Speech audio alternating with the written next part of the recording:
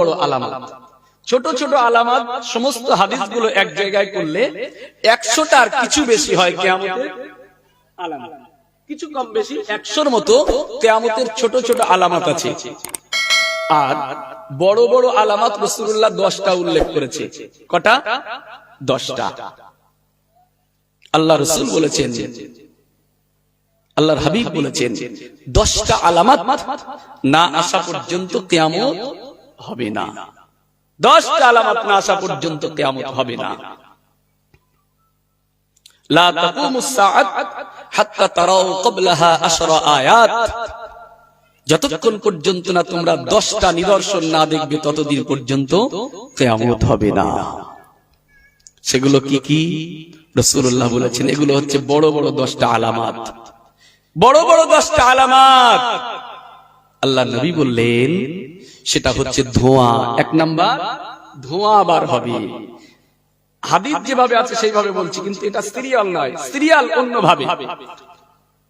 ধোঁয়া বার হবে, একটা ধোঁয়া। 2 নাম্বার রাসূল বললেন দাজ্জাল বার হবে। 3 নাম্বার রাসূলুল্লাহ বললেন নুজুল ঈসা ইবনে মারইয়ামা, ঈসা ইবনে মারইয়ামের অবতরণ। ইয়াজুজা ওয়া মাজুজা, ইয়াজুজ ও মাজুজ বলে একটা সম্প্রদায় আছে, তাদের আগমন। দাব্বাতুল আরব বার হবে। আর সালাসাত খুসুফিন, খুসফুন বিল মাশরিকি, খুসফুন বিল মাগরিবি ওয়া খুসফুন বিজাজিরাতিল আরব। আর তিনটি ভূমিধস হবে। একটা পূর্ব দেশ ভূমিধস, পশ্চিম প্রান্তে ভূমিধস, আর একটা আরব উপদ্বীপে ভূমিধস। আর শেষ একটা আলামত সেটা হচ্ছে ফানারুন ইয়াহশুরুন নাস মিনাল মাশরিকি ইলাল মাগরিব, মানুষদেরকে একটা বিরাট আগুন বার হয়ে মানুষদেরকে পূর্ব দিক থেকে পশ্চিম দিকে তাড়িয়ে নিয়ে যাবে। এই 10টা হচ্ছে কিয়ামতের বড় বড় আলামত। এই 10টা যখন এসে যাবে কিয়ামত হয়ে যাবে, কিয়ামত হয়ে যাবে। প্রিয় মুসলমান, এর আগে 100টা ছোট ছোট আলামত আছে, তার মধ্যে সর্বশেষ ছোট আলামত হচ্ছে হযরত ইমাম মাহদী আলাইহিস সালামের আগমন। ইমাম মাহদী আলাইহিস সালামের পৃথিবীতে আগমন। ইমাম মাহদী পৃথিবীতে আসবে না? আসবে না? কখন আসবে ইমাম মাহদী? ইমাম মাহদী কখন আসবে?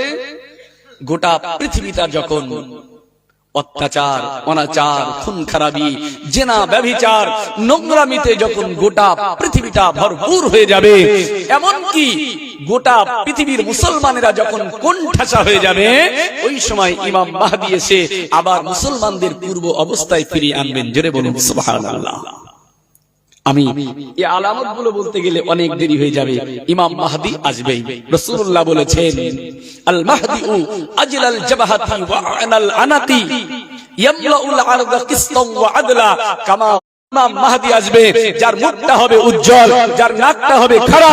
ইমাম মাহদী এসে গোটা পৃথিবীতে শান্তি, শান্তি আর সত্যকে কায়েম করবে, ন্যায় পরায়ণতা কায়েম করবে। যেমন ইতিপূর্বে অত্যাচার, অনাচার আর মিথ্যাতে ভরপুর। বুঝতে পারছেন না? ইমাম মাহদী আসবেই। খ্রিস্টানদের সঙ্গে বন্ধুত্ব করবে না, আল্লাহ জানাচ্ছেন। ইয়া আইয়ুহাল্লাযীনা আমানু লা তাত্তাখিযুল ইয়াহুদা ওয়ান নাসারা আউলিয়া। আল্লাহ স্পষ্টভাবে জানিয়ে দিয়েছেন, ও ঈমানদারগণেরা, ও মুমিনেরা, তোমরা যেন ইহুদি খ্রিস্টানদের সঙ্গে কখনো বন্ধুত্ব করো না। ইহুদি খ্রিস্টানরা কখনোই তোমাদের বন্ধু হতে পারে না, কখনোই বন্ধু না।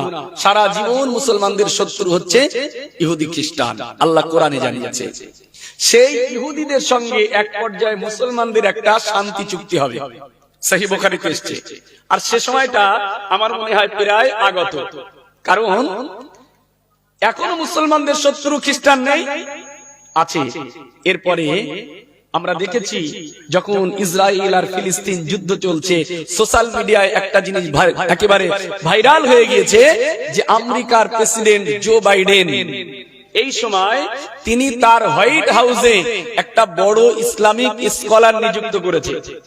ইসলামিক স্কলার নিযুক্ত করেছে, তার কাছ থেকে জানতে চাইছে যে ইমাম মাহদীর ব্যাপারে মুসলমানদের আল্লাহর নবী যে ভবিষ্যৎবাণী করেছে, ইমাম মাহদী আসবে, সেই মাহদী কখন আসবে, কিভাবে আসবে, মাহদী সম্পর্কে খুব ভালোভাবে জানার জন্য জো বাইডেন ইসলামিক স্কলার নিযুক্ত করেছে।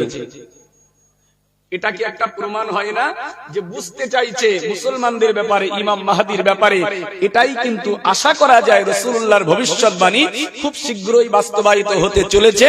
মুসলমানদের সঙ্গে খ্রিস্টানদের একটা শান্তি চুক্তি হবে। এই শান্তি চুক্তির পরে মুসলমান আর খ্রিস্টান একযোগে অন্য শত্রুদের সঙ্গে যুদ্ধ করবে, অন্য শত্রুদের সাথে যুদ্ধ করবে। এই যুদ্ধের পরে আল্লাহ পাক মুসলমানদেরকে বিজয় দেবে, মুসলমান আর খ্রিস্টানদের যৌথ শক্তিকে আল্লাহ বিজয় দিয়ে দেবে। ও ভাইজানেরা, সহিহ বুখারীর হাদিস প্রমাণ দিয়েছে, ওই সময়তে খ্রিস্টানদের ভিতর থেকে একজন খ্রিস্টান তাদের সালিব, শুল অর্থাৎ আপনার কিনা ওই কুরুশকে হাতে উঁচু করে ধরে বলবে যে আমাদের বিজয় হয়েছে এই কুরুশের জন্য, এই সালিবের জন্য আল্লাহ বিজয় দিয়েছে। ও ভাইজানেরা, ওই সময়